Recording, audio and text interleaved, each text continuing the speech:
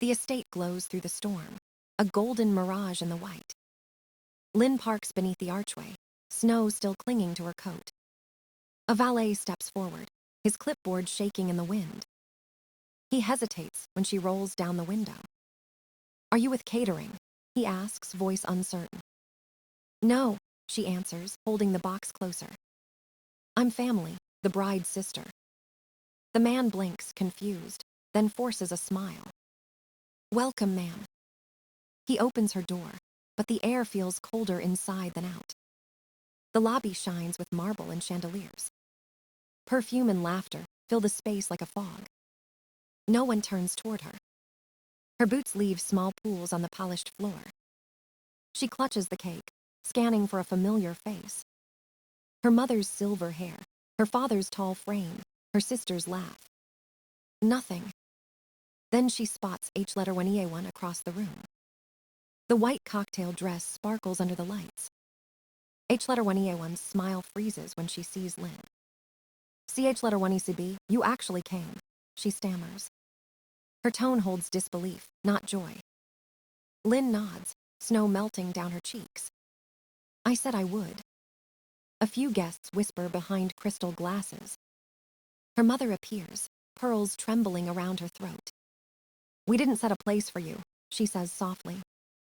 The words hit harder than the storm outside. Linh forces a smile. "That's okay, I just wanted to bring the cake." Her father clears his throat, pretending control. "This is Linh," he announces to the nearest table. "Our older daughter." The pause after "our" hangs in the air. Polite smiles, awkward nods, no warmth. Linh walks toward the dessert table. Each step echoes against marble, like an accusation. A bridesmaid whispers, "That doesn't match the theme." Her fingers tighten on the box. She places the cake carefully in the center. Perfect alignment, perfect distance, perfectly unwanted. The baker's voice echoes in her mind.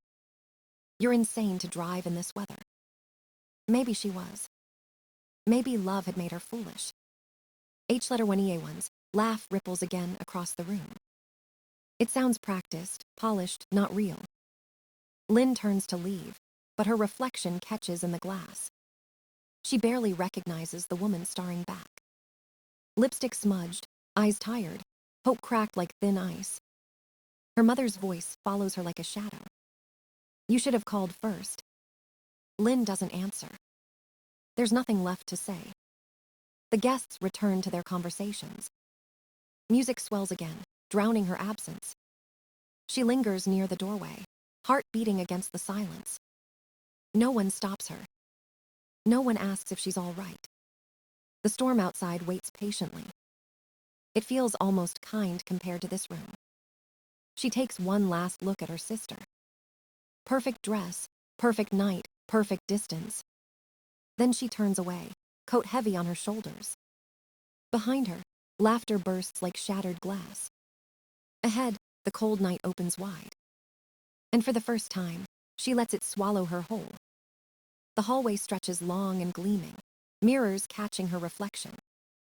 Linh walks slowly, phone in hand, searching for a place to breathe.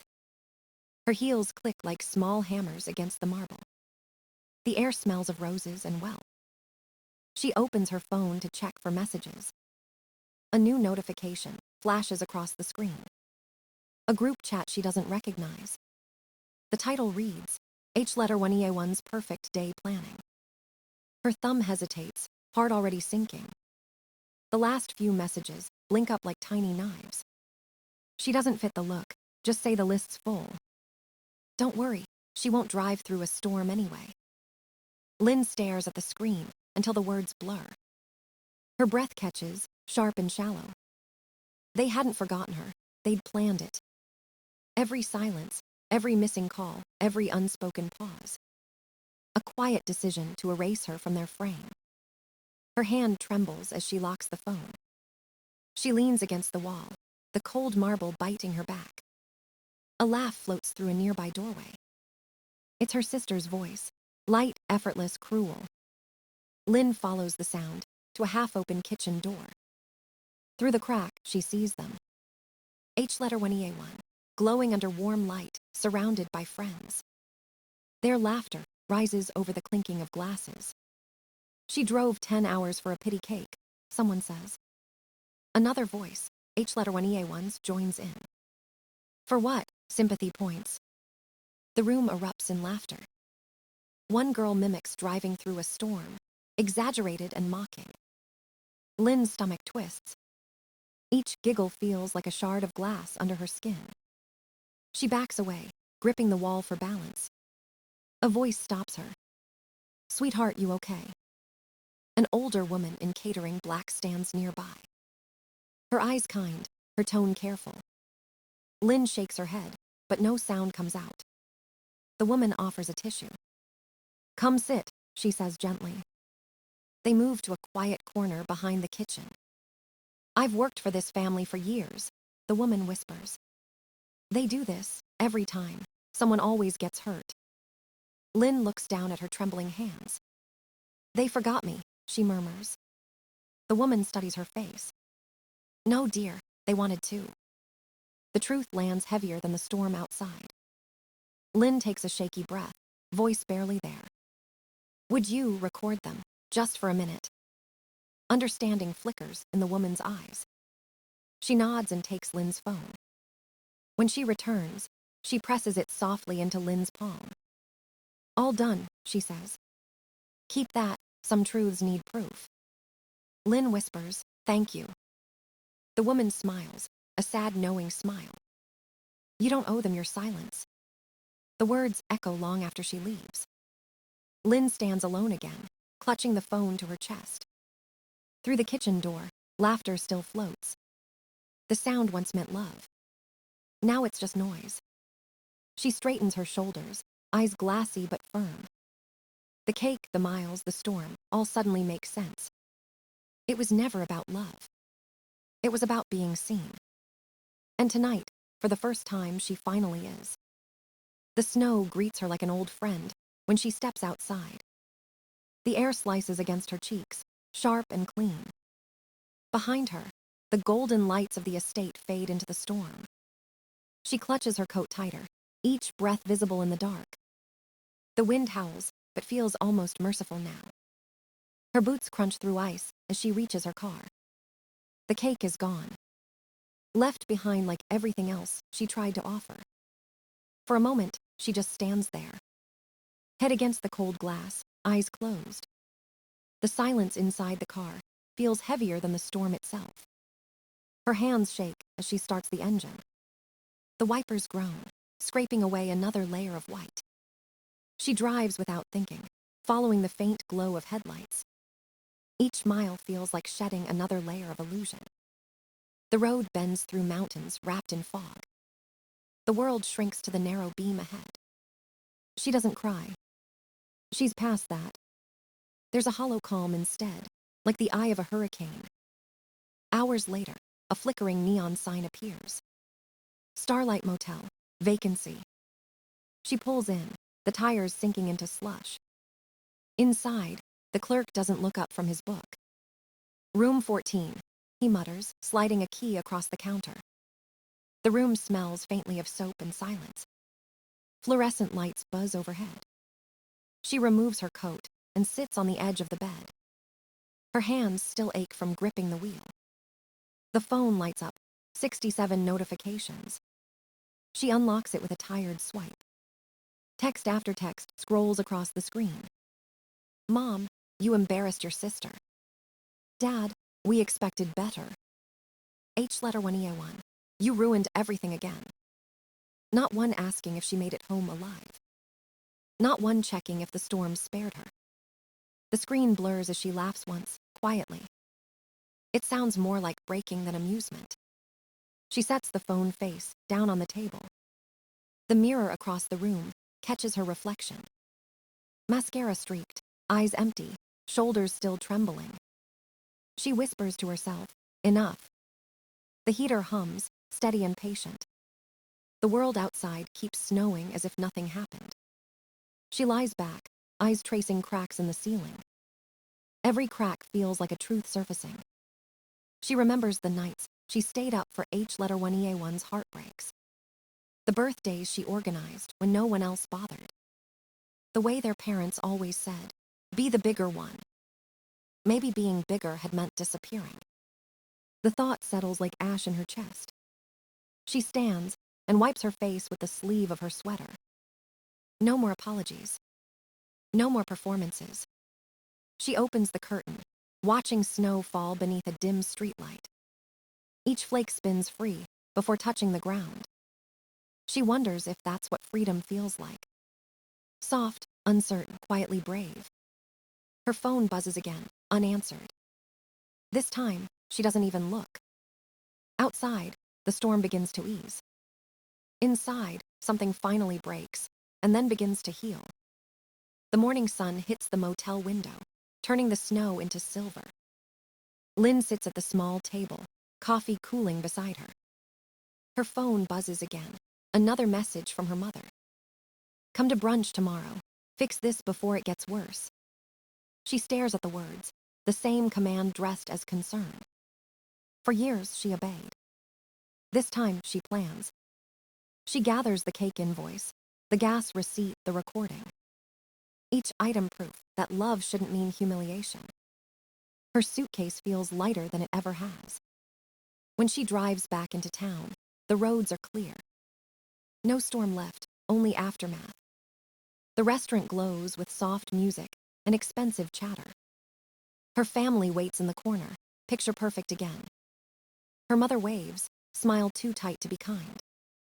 "Sit, darling. Let's end this nonsense quietly." Lynn stays standing, hands steady on her bag. Her father leans back, voice low and rehearsed. "We're all upset, but airing dirty laundry helps no one." H1E1 looks flawless again, eyes shimmering with practiced tears. Family chooses love, CH1ECB. Can't we just move on? Lynn breathes once, deep and calm. I drove 10 hours through a blizzard. The clatter of silverware stops. No seat, no welcome, no concern if I survived. H1E1 flinches, her champagne glass trembling. "You're twisting things." Lynn opens her bag and sets the small speaker on the table. A click. Then the sound of laughter fills the air. She drove 10 hours for a pity cake. For what? Sympathy points. Gasps ripple through nearby tables. The waiter freezes mid-step. Her mother lunges forward, hissing. "Turn that off right now." The sleeve of her silk blouse dips into hollandaise sauce. H1E1 reaches for the speaker, voice cracking. "You don't understand, it was just a joke," Lynn asks softly. Her tone cuts sharper than any shout. "You called it love, I called it family, you called it a joke." She places 2 papers beside the speaker. The gas receipt, the cake invoice. For H1E1's perfect day, the baker's note reads. Her father's face turns crimson, jaw tight. "You're making a scene." Lynn smiles faintly. "No, Dad, I'm ending one." She gathers her things, movements precise, deliberate. The nearby diners pretend not to watch. The pretense cracks when someone claps quietly. Then silence again. Lynn steps back from the table. "Next time you tell our story," she says, "make sure it's the truth." Her heels click against the marble floor. Her family calls her name, voices overlapping in panic. She doesn't turn. At the doorway, the hostess meets her eyes. "Your car's ready, miss." Lynn nods, her breath steady. Outside, snow begins to fall again, gentle this time. She slides behind the wheel, warmth rising from the vents. In the rearview mirror, the restaurant shrinks to a blur. The storm has passed, but the sky feels new. She drives forward, toward silence, toward peace. The video spreads faster than she expects. Cousins she hasn't heard from in years start messaging her. "I saw what you did," one writes. "It was brave." Another says, "They did the same to me." Lynn scrolls through the comments, each one a small truth surfacing. The family's perfect image begins to crack online. Her mother deletes posts, then reposts new ones with forced smiles. Her father stays silent, the lawyer's tactic of control. But silence no longer works. People start asking questions. Wasn't there another daughter? Did she drive through that storm? For the first time, the story isn't theirs to twist. Linh sits in her apartment, surrounded by boxes half unpacked. She left the city house a week ago. The new place smells of fresh paint and rain. No family portraits here, only sunlight. She opens a drawer filled with old photographs. Every picture tells a life she used to live in. Perfect smiles, matching dresses, no space for mistakes. She picks up one where she's 12, arms around H-letter 1E1. Their mother stands behind them, directing their poses. She remembers the command, smile or we start over. She places the photo face down. Then another and another. But some she keeps. Grandmother teaching her to bake. Her father laughing before the distance hardened him. H-letter 1EA1 crying after her first breakup, Lynn's hand holding hers. Moments that felt real, not rehearsed. She frames those and leaves the rest in a box. The quiet hum of her heater fills the room. Outside, the city glows faintly under melting snow. Her phone buzzes again, an email this time. From Nam, H-letter 1EA1's fiancé. He thanks her for telling the truth. He says they're in counseling now, uncovering more than they expected. He writes, the storm wasn't just weather, it was warning. Linh reads it twice, her chest tightening then easing. She replies simply, truth always survives the storm. Her inbox fills with small ripples of change. An aunt apologizes for years of silence. A cousin admits she was scared to take sides. Even strangers write to her, saying her story feels like theirs. For the first time, Linh doesn't feel invisible. She doesn't need their approval to exist. She stands by her window, cup of tea warming her palms. The reflection staring back looks lighter somehow. Not fixed, not perfect, just free. The city sounds drift in from below. Cars moving, people laughing, life continuing without her family's script. She exhales slowly, tasting the quiet. There's no applause, no grand victory. Just a woman learning to breathe on her own. She turns off her phone, lets the notifications fade. In the silence, she feels something unfamiliar. Peace, fragile but real. The storm outside has ended. Inside her, it finally has too. The phone rings on a quiet Tuesday evening. Linh almost ignores it. The number is unfamiliar, but her heart recognizes the rhythm. She answers. CH letter 1ECB. H letter 1EA1 says softly, voice trembling. For a moment, neither of them speaks. Then H letter 1EA1 exhales, the sound small and uneven. I need to tell you something. Linh leans against the counter, eyes on the window. Snow drifts outside, slow and harmless this time. I was jealous, H letter 1EA1 whispers. Always was. Her words come out like confessions in a dark church. You never tried to be better than me, but you always were. Mom and Dad made it worse, comparing us, dividing us. I thought if I kept you away, I could finally breathe. Linh closes her eyes, feeling both pity and release. You could have just told me, she says quietly. Would it have changed anything? Yes, Linh answers, it would have. Silence stretches between them, but it isn't cruel anymore. I started therapy, H letter 1EA1 says. Not for the wedding, for me, for what I've done. Linh nods, though H letter 1EA1 can't see her. That's good, she says, keep going. H letter 1EA1's voice steadies. Can we ever? Linh stops her gently. Maybe, but not the way it was. The old version of us cost too much. H letter 1EA1 sniffles, then laughs softly, a sound without performance. Thank you for picking up, she says. Thank you for calling, Linh replies. When the line goes quiet, it doesn't feel like an ending. It feels like an opening. Weeks pass. Her days fill with quiet routines and new laughter. Friends visit on weekends, bringing warmth and noise. They cook together, spill wine, argue about garlic. For once, imperfection feels safe. The empty chair at her table no longer looks lonely. It looks intentional. Sometimes she checks her phone, messages from relatives appearing. Aunt Lan asking for the support group link. Cousin Min sending photos from her own therapy session. Change spreading in small, stubborn ways. Her mother still sends messages about family image. Her father never replies. But H-letter-1E-A-1 sends a postcard once. A watercolor of a bridge after a storm. On the back, healing takes time, thank you for starting it. Linh pins it to her wall above her desk. Each morning, sunlight touches the ink like a quiet promise. She spends her evenings baking again. Simple cakes this time. Butter, sugar, flour. Nothing to prove, everything to enjoy. Her friends call her the art goddess when she serves dessert. They laugh, she laughs louder. No one here expects her to be perfect. The first snow of winter begins to fall outside. It looks gentle, not threatening. She cuts a small slice of cake and takes a bite.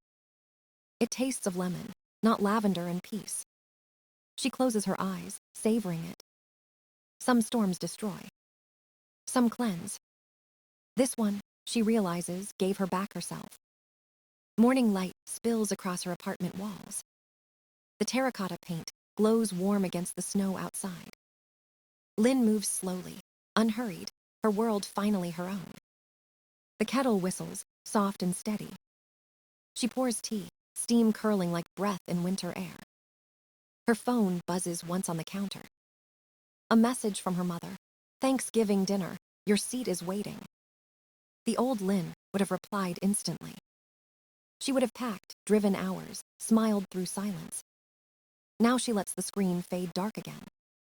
The tea tastes stronger, sharper, real. Her friends will arrive soon, carrying laughter and mismatched plates. She sets the table with her grandmother's old dishes. One chair remains empty, but it no longer aches. It holds space for peace, for choice, for the self she reclaimed. Snow drifts past the window, gentle as forgiveness. Linh takes the final slice of her lemon cake. The fork rests light in her hand. Each bite a quiet promise that love can be simple. The world outside shimmers in new light. She smiles, breath steady. For the first time, she isn't surviving a storm. She's living after it.